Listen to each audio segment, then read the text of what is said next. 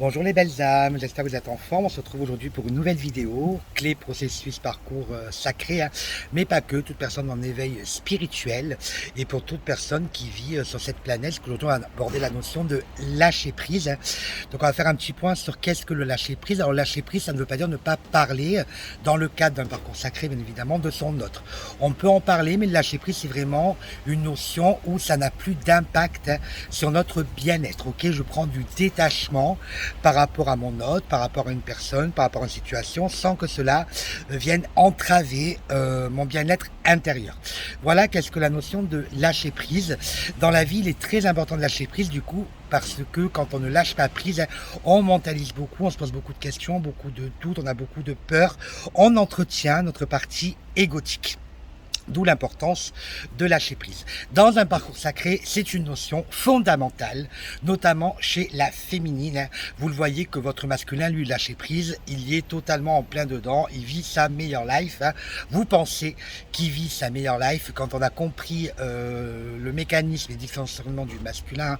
On sait très bien qu'il est dans des postures malheureusement sacrificielles et normalement quand on a fait le deuil de cette relation FJ ou âme sœur primordiale ou dame jumelle, on n'a pas envie de retrouver notre autre dans toute sa partie égotique.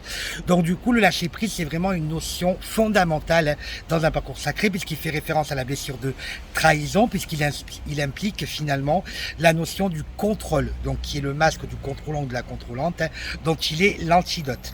Pour moi, le lâcher prise, qui est de la blessure de trahison, je juxtapose aussi la blessure d'injustice dans le masque et la rigidité. On a des exigences envers nous-mêmes et envers les autres. Ok, on attend des autres qui puissent répondre à nos attentes et à nos croyances, à nos vérités que l'on s'est construites depuis des années. Donc pour cela, on va partir sur la notion du contrôle et qu'est-ce que je peux contrôler, qu'est-ce que je ne peux pas contrôler.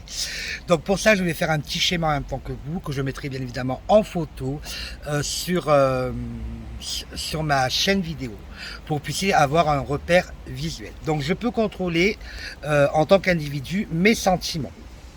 Ça, je peux les contrôler, les appréhender et apprendre à les gérer.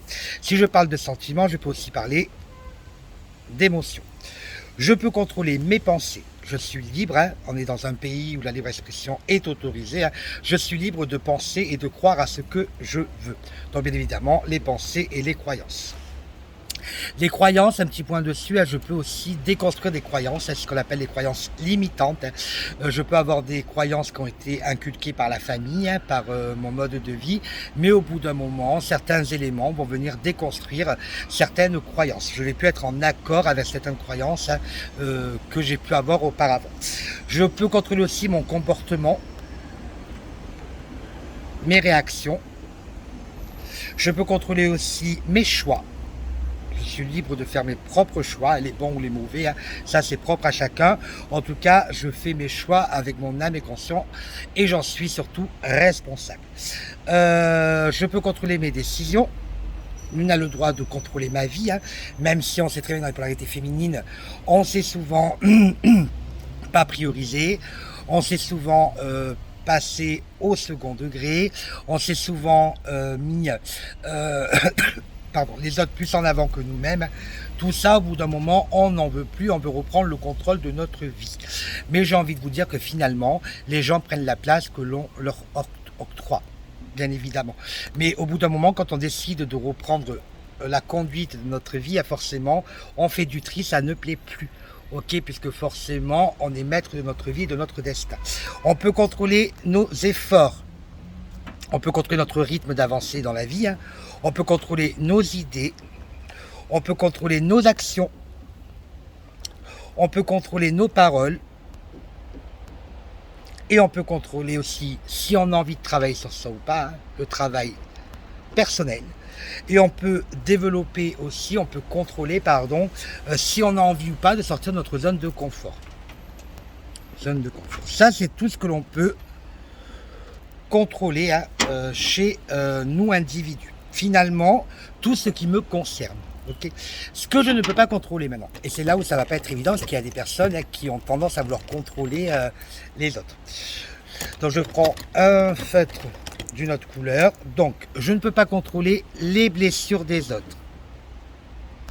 bien évidemment, je vous rappelle que nous sommes responsables de nos propres blessures, et ça sert à rien de mettre le doigt sur l'autre, les accusations, hein. L'autre est là en effet miroir. Quand je dis l'autre, ça peut être ou le jumeau ou la jumelle dans un parcours sacré, ou une personne lambda, même une âme sœur est là pour vous faire travailler quelque chose sur vous. En tout cas, toutes les personnes, situations que l'on rencontre dans notre vie, c'est pour un but précis, il y a des leçons à apprendre. Nous sommes responsables de nos propres blessures. L'autre ou la situation est là uniquement pour nous en faire prendre conscience, faire ce qu'on appelle une levée des voiles. On ne peut pas contrôler non plus la mort, bien évidemment, hein. On ne peut pas contrôler la météo. On ne peut pas contrôler l'amour que les autres nous portent. Que les autres nous portent. Et ça, c'est important. Il faut accepter aussi qu'on ne peut pas être aimé de tout le monde. Et heureusement, hein. Bien évidemment, de toute façon, dans la vie, qu'on fasse noir ou blanc, hein, ça plaira toujours forcément à quelqu'un. Mais ça, il faut l'accepter, bien évidemment. Mais ça, c'est pas évident. Le manque d'empathie, hein, de la part des autres, l'indifférence, ma taille. Je ne peux pas contrôler aussi le passé, mais je peux y remédier, bien évidemment, en travaillant sur moi, hein. La maladie. Je ne peux pas contrôler non plus les on-dit. Je ne peux pas contrôler la jalousie. Je ne peux pas contrôler ce que pensent les autres et ce que font les autres. Si moi je suis libre, eux, ils ont aussi ce qu'on appelle le libre arbitre, hein. Quand on parle du libre arbitre, bien évidemment, ça c'est propre à chacun. Moi je fais partie des personnes qui pensent que nous avons un libre arbitre de manière conditionnée. Le cœur et l'âme savent très bien pourquoi ils sont venus dans cette incarnation, hein, pour accomplir des missions de vie. On ne peut pas contrôler la vie des autres. Alors la vie, V-I-E, hein, mais aussi la vie, A-V-I-S, des autres. Les décisions des autres. Je ne peux pas contrôler aussi le comportement des autres. Je ne peux pas contrôler le futur, les injustices. Je ne peux pas contrôler aussi la méchanceté. Je ne peux pas contrôler aussi le pardon des autres. Je ne peux pas contrôler aussi les réactions des autres, les erreurs des autres. Alors quand on parle d'erreur, est-ce qu'il y a vraiment des erreurs, hein? Ça c'est un autre débat, bien évidemment, hein. Pour moi, il n'y a pas d'erreur sur un cheminement dans la vie, hein. Tout est fait de manière juste, même si ça peut être très impactant sur le moment, mais c'est pour en tirer des leçons, hein, et sortir de ce qu'on appelle des schémas répétitifs. Et je ne peux pas contrôler aussi la maladie, je crois que je l'ai dit. Donc là, j'ai un petit peu balayé, hein, tout ce que je ne peux pas contrôler, et surtout en tant que féminine sacrée, le point le plus important et que vous avez le plus de mal, d'où l'intérêt de rapidement cicatriser vos blessures, rapidement faire le deuil de cette relation. Vous ne pouvez pas contrôler votre autre. Voilà, vous n'avez aucun pouvoir sur l'autre, hein. Personne n'est acquis dans la vie, hein, bien évidemment. On travaille sur soi, pour soi. Ok, et on ne peut pas obliger quelqu'un, hein, à faire des choses pour répondre à nos besoins, j'ai envie de vous dire.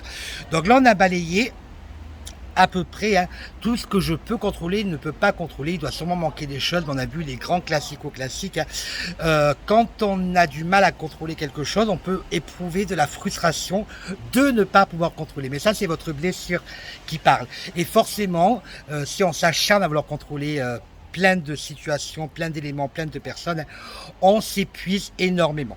Ok, donc du coup, en résumé, bien évidemment, le lâcher prise, dans un premier temps, vous vous autoriserez à sortir de votre zone de confort. Deuxièmement, vous permettra de libérer ce qui vous empêche d'avancer et de faire le deuil d'un passé compliqué. Vous aidera à relativiser, à pardonner et à dégager les sentiments négatifs, vous offrira la possibilité d'aller vers de l'avant, de changer, d'évoluer, d'apprendre, de grandir et de vous réaliser pleinement, hein. Et dernièrement, vous amènera vers un sentiment de bien-être dans votre vérité, dans votre retour au plaisir, dans votre sérénité, dans votre sagesse et dans votre bonheur. Voilà une petite vidéo sur le lâcher prise, j'espère que ça vous a parlé, hein. Je mets bien évidemment le schéma que j'ai conçu en podcast sur ma chaîne vidéo. N'oubliez pas que la victoire est au bout du chemin, à condition que l'on s'en donne les moyens. Bisous bisous.